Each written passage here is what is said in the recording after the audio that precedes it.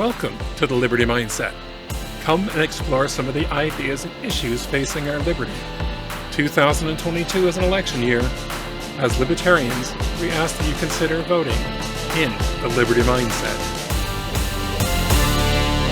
Welcome, and thank you for your time. Welcome to the Liberty Mindset. We're trying to stimulate your curiosity so that you seek the truth.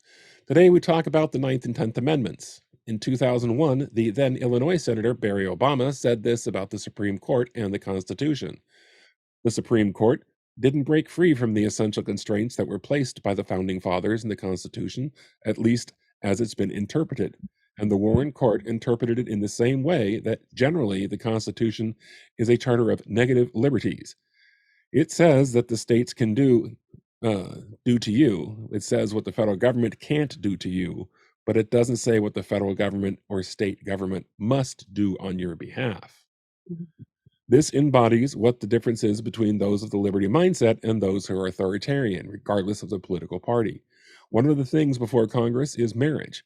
They want to pass laws recognizing marriage under almost any circumstances, but this is the same law would inhibit the free speech of others. Why is this shocking? The Constitution was envisioned as a permission slip for the United States government. It says that the government can do. Article 1, Section 8 gives that enumerated list. Marriage is not one of the enumerated powers.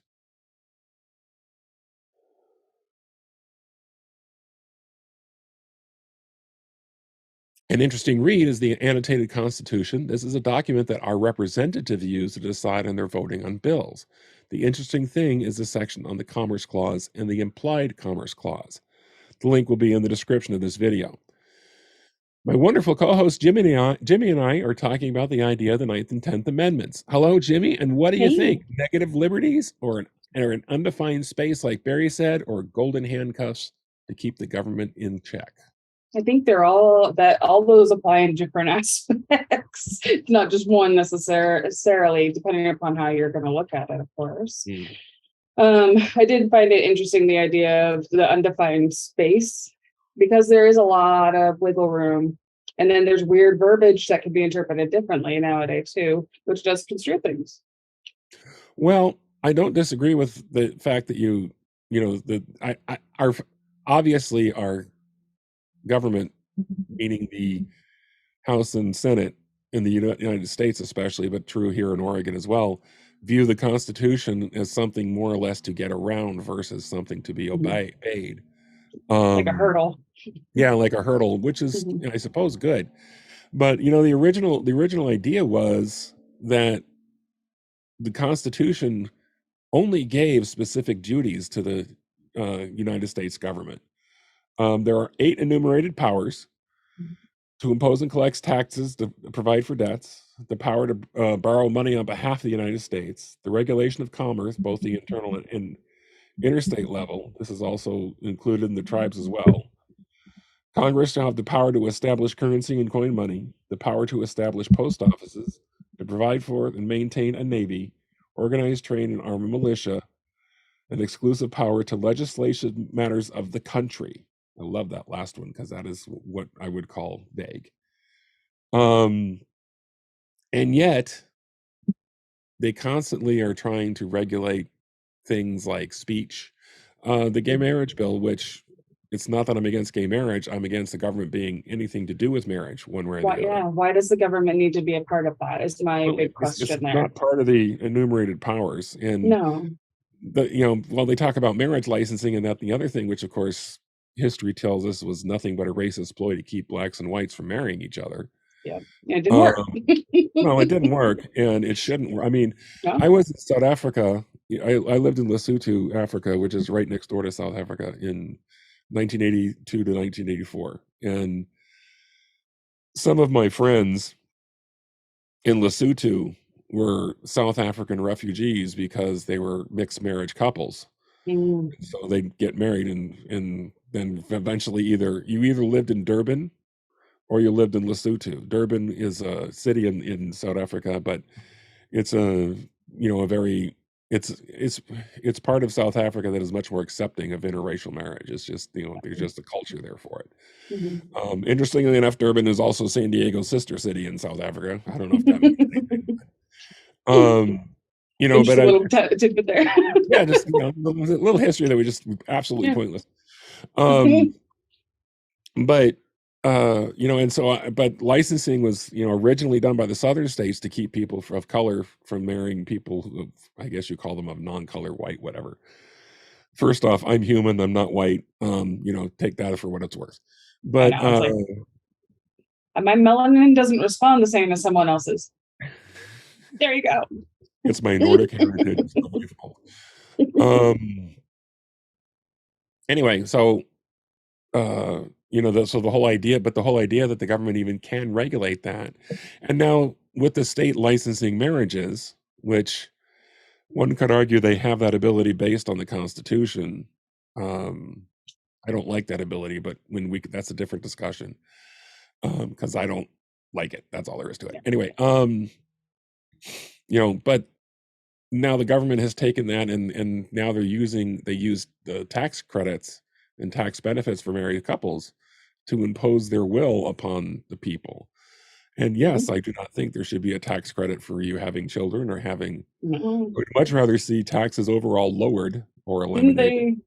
The tax credit system, didn't that start around the time where they felt like we needed to have a bigger population? Was that the part of it?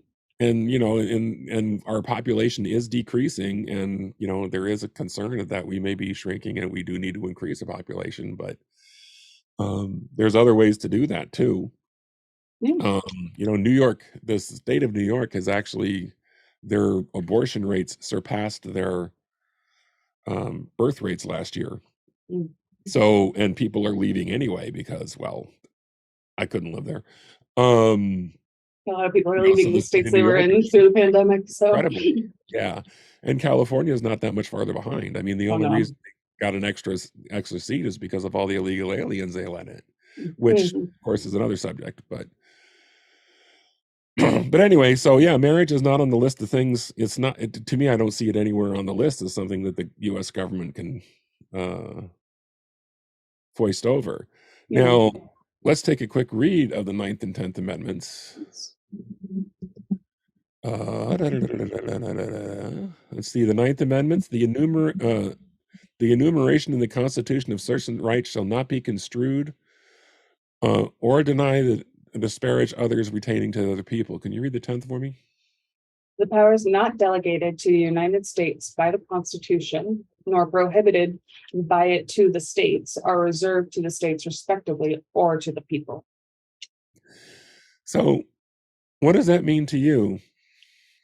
I kind of wish it was written a little differently because it's a little, I guess, these are like a couple of the Constitution or the amendments that I'm a little vague on, I'll be honest. In part because of the way they're written, it doesn't necessarily immediately ring a bell of, oh, that's what this means.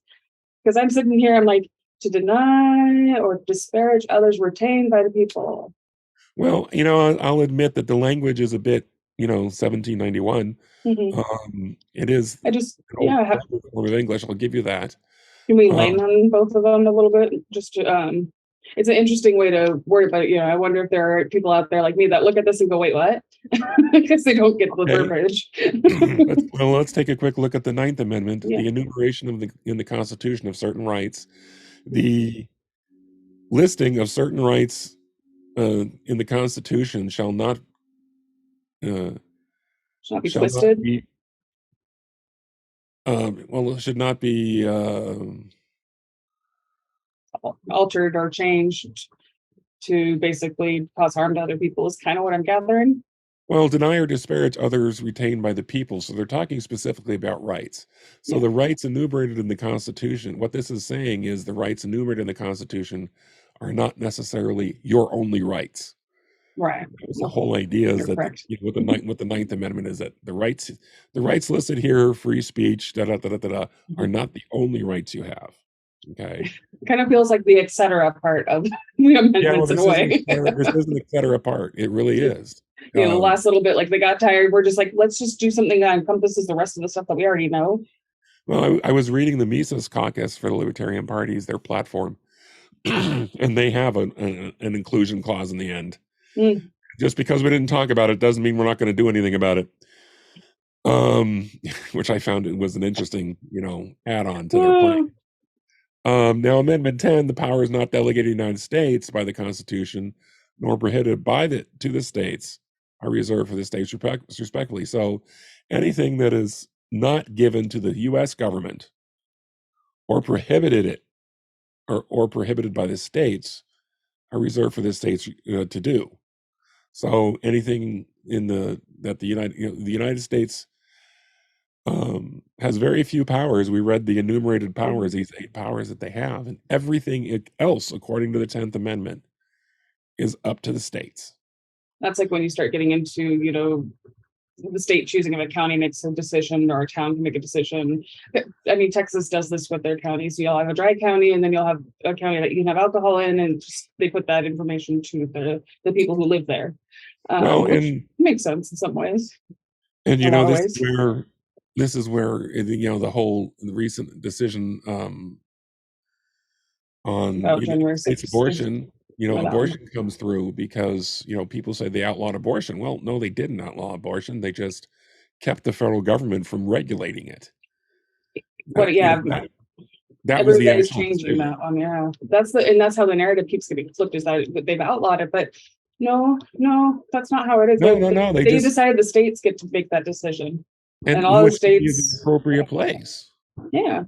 And a lot of states, they're going based upon what they think their people would probably want in that area, or what their governor thinks is right. And yeah, it definitely makes things a little rocky because you have all these places with differing laws. But it's no different than when you go into a state and your counties are dry or not dry. It's whether or not you can go there to have an abortion or not. There are, of course, laws like some, I forget which state it was that was going to try to make it like illegal or a federal prior. They're trying to do something absurd if you left the state for an abortion and came back. It's like, how would you even know that that's what was going on anyways? Well, and I've heard of those things, and those laws bother me. Yeah. It's not, no, you don't get to do that. Now, the abortion is a whole nother debate, because do I condone abortion? No, I don't, to be honest. But I also don't think it's my right to make that decision. We've talked about this before. Romans 13, I don't get to apply my morals on the rest of the world.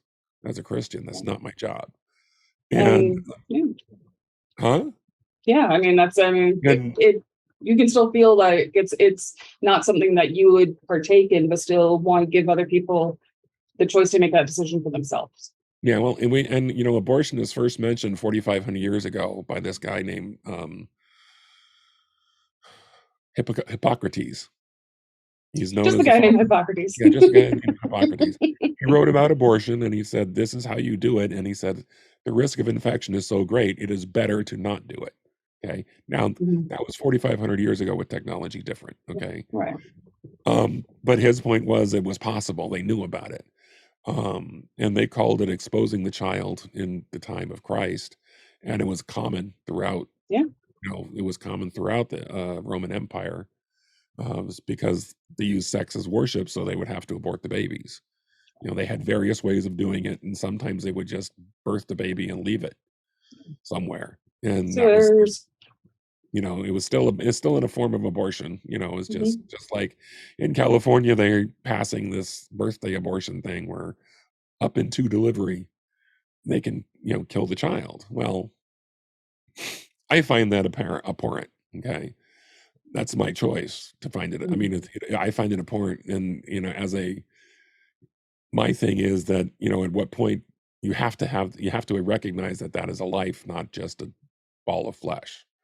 Yeah. And therefore, how do you make that decision? Now, making it illegal to have an abortion is just going to cause other problems. As we've said before, prohibition doesn't help anything. Right. Anything makes things worse. Let's not make it illegal. But I do think there comes a point where an abortion is actually a higher risk than having the pregnancy, if the only purpose is to get rid of the child. Yeah. When you're out, you're 6 to 7 months, there is more trauma, and it could be more damaging to actually have an abortion than to just have the child and give it up for adoption. Yeah. I want to give people the options that they need. And I've come to terms with the fact that it's not the government's job to know what me and my doctor and, my spouse are choosing to do with my body. The government doesn't have a right to step in on that. And that's what people are missing in this whole argument. It's like they're saying they're outlawing abortions. I'm like, no. They're saying that this isn't our business. You guys figure it out on your own. Yes. And there's the big deal between the totalitarians and include the Republicans and the totalitarian stuff. Just because everybody wants to make it a federal thing, so it's the same everywhere. And why does it have to be the same everywhere? Well, why does it have to be the same? Texas is different than Oregon. You will not outlaw abortion in Oregon under any circumstances. Yeah. I can't think of anything that could happen to this state that would cause them to outlaw abortion. Any state that has death with dignity is probably not going to outlaw abortion. You think so? Yes. Right? That's just my thought. Right. And I voluntarily live in this state, even though they don't agree with me spiritually. But it's because there's other things about this state that's my wife's here, but that's that's a big thing. Yeah, 35 years. I'm not giving her back. You think he'll keep her by now? I think I'm sure she'll be she'll be happy to hear that. Yeah, well, she doesn't listen to my podcast, so don't worry about it. She's not one of the 7 people that listen. Anyway, but yeah, so we're back to and that's the whole thing about states' rights is that I sent you a link on that bill for the one with the electoral college thing. They're trying to change the electoral college rules, and I found it fascinating. Yeah. One of the things they talked about is that they have this has always been changed in the past. The electoral college system has always been changed generally in the past exclusively through amendment process, which is a much harder thing, right? Right. Because you have to get 3/4 of everybody, the House, the Senate, and the states to all agree to it in order for it to pass. But one of the things they use is Section 8, or this 8th enumerated power of the Constitution, the exclusive power to legislate matters of the country. So they said, well, we have exclusive power to legislate matters of the country, so we're going to legislate what the states have to do. And even earlier in the document, they recognize that, yeah, it's the states' rights to do this, this, and this, and we're going to tell you to do this anyway. And I doubt it'll pass the Senate because it needs 60 votes to pass. But I find it interesting, their logic. I found it kind of hard to track what they were attempting. And I don't know if it's just because my neurospiciness is getting in the way of focusing on that article, but it was kind of hard for me to really understand the way that they're going about it fully. And maybe I'm missing some pieces or something when I was reading through it. I'm sorry, the evil Amazon guy showed up and my dog is going off. Yeah. Because we all know that Amazon guys are all murderers and I wasn't sure if it was your dog or the train. So the Amazon people parked right outside our window, and she has to make sure the Amazon people knows she disapproves of that. It's her space. It's her space, which is not, but she thinks it is. Anyway, sorry about that. Anyway, and it was incredibly.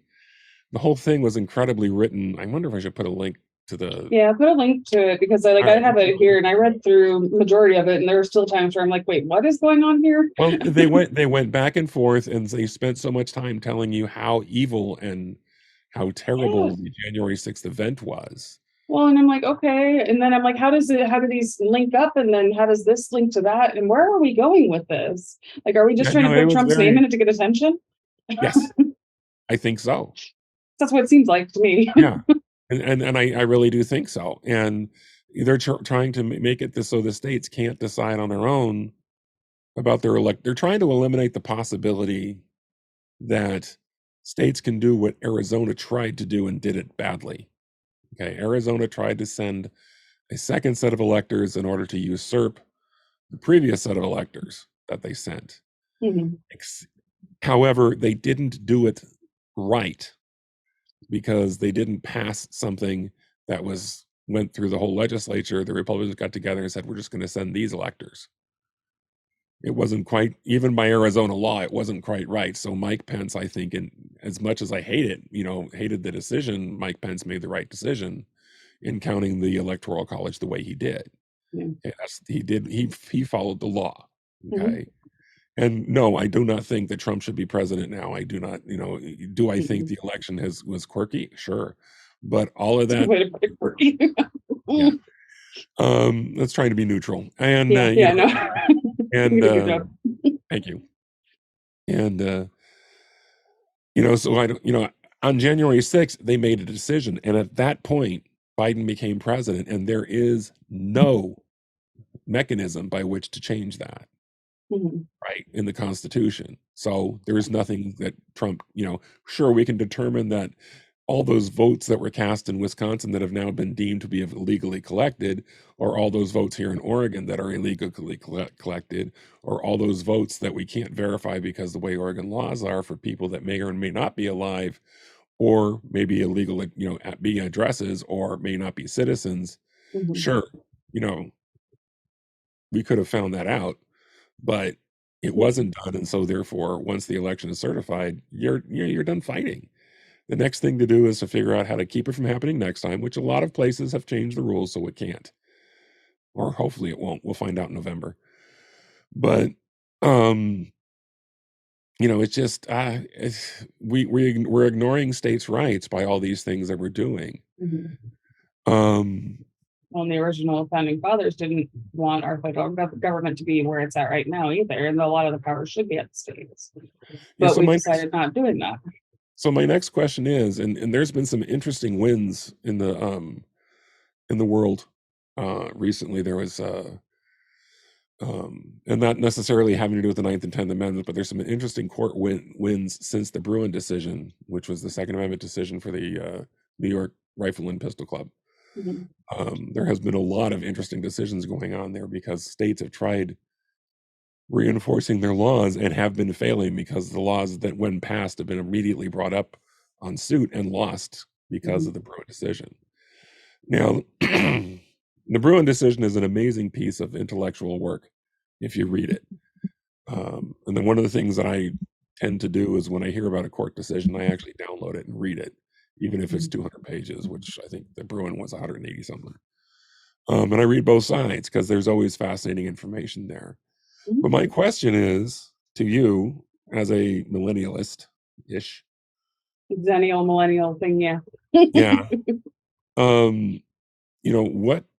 What do you think? I mean, how do you think we should figure out a way for Oregon to make sure she asserts her rights as a state against the federal government? What can we do as Oregonians to, make sure that we keep our liberties? My brain just starts bouncing a million different ideas off at once, Yeah, making sure just people narrow it know, down to. making sure people understand that their voting matters, because it will affect a lot of what happens in Oregon is what the people do, and that we're not all Portland. Yeah. Because I think if we had everybody in the state actually, or majority of the people in the state actually voting, it wouldn't be Portland winning all the time. There's truth there. And we have mail-in voting all the time. It's not like you have to go to a polling place. Right. Now, I don't trust mail-in voting at all, so I drop mine off at official ballot box. I've done both, depending upon. Well, yeah. There were reports when I first got up here in the election of boxes of ballots not getting to the counting in time because they were stuck in a post office somewhere, and they all happened to be from certain zip codes. So I don't even trust the U.S. Postal Service anymore. And I worked there for a while and learned not to trust them. But I thought it was interesting recently. I was at the doctor's office, and there was a gentleman who was just chatting with me, probably boomer era, I guess. But he looks at me, he's like, I really hope people in your age group start getting into politics. It's like, we need your guys' opinions and thoughts in this, and there's not enough. And I think I'm wondering, why is it that this age group is less politically inclined? Is it just that we are just now getting to the age where it feels like it really matters to us? Or I that's one thing I've never really understood on that front. We have a lot of people in the stage group in in Tri-County area here. So Well, let me ask you a question. What are you going to run for? what What are you, Jimmy, going to run for? to run for? I don't Yeah. know. Okay. Why don't you know? This Because is I'm a just serious. now, yeah, because I'm just now getting my feet into it and trying to understand what's needed and what people have passions about and where things are actually needed to be said and found and exposed. Okay. What So, does that have to do with what you're running for? because what you run for will determine how you can affect the rest of the state or how you can help the rest of the state. And how, so your position does actually sway things in certain ways, depending upon what county you're in or what Well, you city you're won't pull in. it's not my job. Hmm? You won't pull it's not my job. I feel like it's everybody's job to get the state running properly. It's not just the people in power. You and I are in concurrence of this. Mhm. Okay. Yes, it Yeah. is everybody's job. But I think one of the things we find in millennials, X's, maybe Mhm. even a little bit of the me generation, not so much, even in my age generation. Okay. Being a maybe tail end of the boomer world. And most of the boomers are the ones that are in charge right now. Mhm. And I think that's wrong. Okay. Because I went to school with at the same time most of these guys, and everything I learned that is useful, I learned after school. I was raised by boomers, and I was a latchkey kid. Yeah. Well, I Which is mean, I was a bit of a latchkey kid too, but I mean, not as much as some others. My mom, made an effort to stay home, and my stepdad earned enough money that we could do that. So for most of my life, but I had 4 or 5 different people come through my life that were acting like fathers before I was 6. It was like, and the guy whose name I have, I found out I'm not even his genetically. Mhm. I'm only his because he signed the birth certificate. And he took as good a care of me as he could until my mom and he broke up, and even after that, he did everything in his power to behave as a father should. And Mhm. that's a whole other long story, but God bless Charlie Hinckley, God rest his soul. He was a good man, period. My mom may have been the challenge in that relationship as far as I can tell, but God bless her, she did the best she could, Mhm. and again, she's passed away as well now. Everybody's passing away at my age. That's just what happens. Um, but I think there's a lot of, somebody needs to fix that mental attitude. Mhm. And it's interesting in some of the libertarian stuff that I've read and some of the libertarian stuff that I've participated in, it is always, yes, I just want to be left alone. Somebody fix that. I want to know. Don't even. I will happily run if somebody showed me some examples of what to do for what. When I think about it, it's like city council seems like the most sensible place to start. Okay. But So are you once you start, announcing your campaign for city council in 2024? I don't think anybody would follow me. Why There's a not? lot of that. Oh, Some come on, like you it. got cool hair. That At pulls that point, I'll something be in Morgan. a 36-year-old oddity more than anything that just likes to discuss and make people think about stuff and actually Have you ponder. I love seen some of the learning. people that are currently in charge in our city councils? Yeah. Yeah, talk about oddities. I mean, I don't know. I will admit I went to way too many different schools. We didn't talk about politics. We didn't talk about the economy. We didn't talk about all of this in really all that depth. So I feel like I was not properly prepared for what we need to do now back when we were in school. So now that I've gotten through some of my college years and the 20s and stuff, and I'm like, okay, wait a minute. We really have to figure something out because things aren't working right, guys. And that means we can't just keep handing the buck off to someone else to fix it. That means we have to start looking at it and brainstorming. well, I'm with you on that, but I think, my point of the challenge was many of us think that either A, we're not qualified, and trust me, Biden never held a job in his life until he became senator.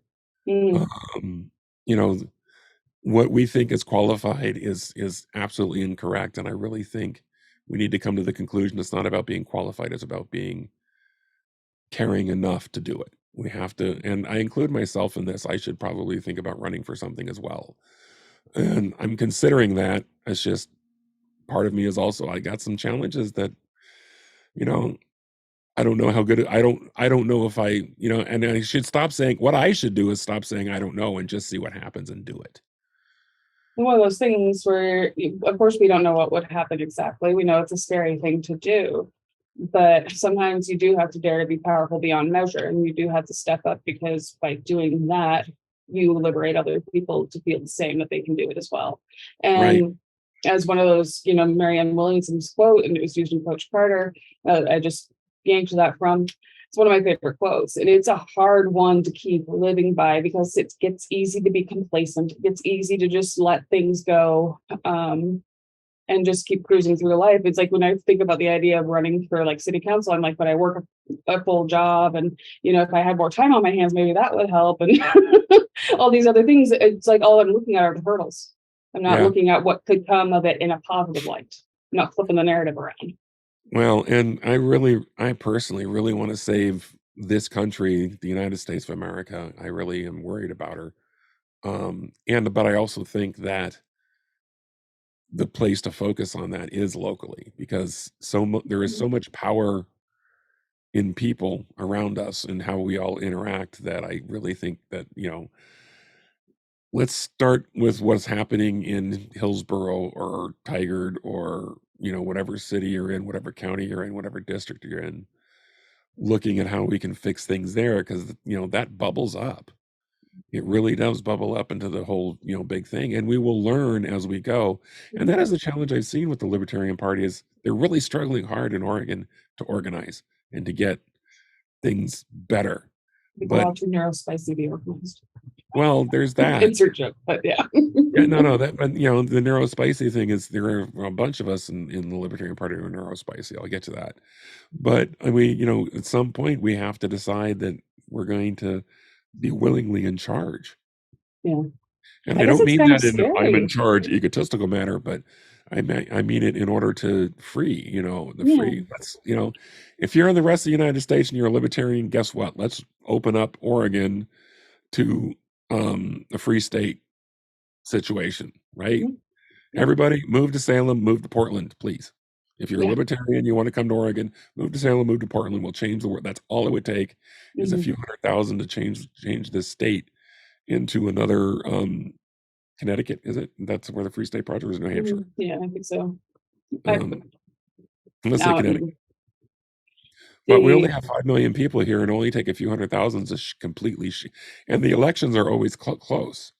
And guess what? We could probably get half of those people if they would be empowered to vote and realize they have a place that isn't just one extreme or the other extreme. That there are options. So, have people move to Salem, have people move to Portland, have the people who are that aren't feeling empowered to do that, empower them to do it. Mm-hmm. Because it could change. But you got to get people off their feet. And we got to get up off our feet as well. Yeah, I'm afraid this has been rather merologically speaking, kind of a hard thing to look at, because it's like, if I'm going to shut up, if I'm going to talk like this, I guess I should shut up instead of put up. And it is a scary thing when, thinking about the role that would have to be taken on to help make this state more liberty related. It's not necessarily going to be an easy journey to get there, but will it be worth it? Yeah. And that's what you got to keep remembering, is that it will be worth it. And you're going to fall down. As long as you get back up and dust yourself off and keep moving forward, then you're going to keep learning and adapting and adjusting. Yep. The Northwest is stagnant, though. Well, we're stagnant because, really, I've noticed that there is an awful lot of just leave me alones here, which is great. I don't think there's anything wrong with wanting to be left alone. The problem is it's naive to think that anyone is that is ever going to really happen. Yeah. Sooner or later, somebody has to be the voice for the leave me alone people too. Right. And the leave me alone people don't want to party. They don't want to play because they just Mm. want to be left alone. And their view is, I'll leave you alone, you leave me alone.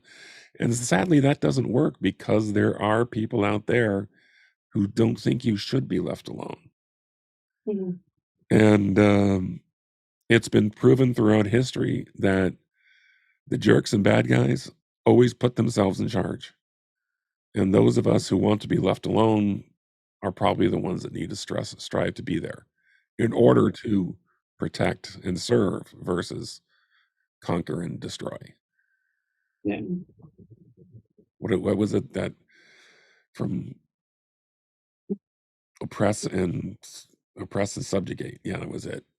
Sticker from Transformers on one of the police cars it was a Decepticon, and he had a sticker instead of protect and serve. It was like oppress and subjugate or something. And that's what we see right now. We see we're being subjugated. We were subjugated because of the lockdowns. We've been subjugated because of all these other things that are coming on. And my next fear is that we're gonna end up at war just in order to give people something to unify behind. I know, yeah, there's that. The one thing that I've noticed in like working with this podcast, learning about these amendments, learning what the Libertarian Party feels, or kind of what I feel and think too, in correlation with chatting on these episodes, is I'm always trying to figure out how to put our Libertarian Party into a format that more people will understand. Like, how do I make people make sense of this? How can we have them understand the concept of liberty? It's like if your parents grounded you as a kid for 4 weeks because you left the house when you weren't supposed to, they're taking your liberty in movement and ability to do that. If we let the people who are meeting the bullies and all that continue to get the power, it's just like in high school where the bully's the one who calls all the shots and chooses this, that, and the other until somebody stands up to them. If somebody stands up to them. Yeah. And I'm sure a lot of people have been bullied at one point in their life. And if we keep letting the bullies win, we're going to keep circling the pot like we are. Circling the pot. I like that. Okay. I think that's a good place to leave it right there. I'm not gonna mess with that. I like that. Thank you for joining us. We appreciate your time and hope we gave it some value. Our next episode will focus on the 14th Amendment. We're planning on having a guest who I haven't confirmed how they want to be addressed, so I'm not going to mention them here.